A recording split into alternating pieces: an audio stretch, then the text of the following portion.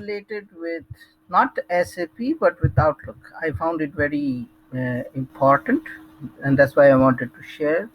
So, lots of times, what happens is, suppose I have created an email and I want to send it to some email address, and now what I did is suppose I went here and I want to attach an image. Okay, so I go here, I want to attach an image, and I click on the sniping tool.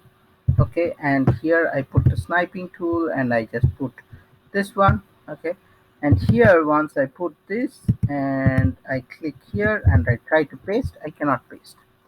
So it's very annoying that you cannot paste this, but actually this is a problem that can be fixed. Lots of times you get an email and you cannot really paste a screenshot and you freaking out. Option is go attach file and all those things, but then you have to save it and all those things. This is annoying. How can you get rid of that annoying? It's just two clicks. So here it is, someone messed up or someone you were trying to send an email. Generally it's the settings that a person have, but I have it always uh, uh, set as rich text. Okay, so if I put rich text then I can add, but sometimes you get an email and it's plain text, then it gets messed up. So if I put rich text, okay, now if I try to paste it, wow, it works.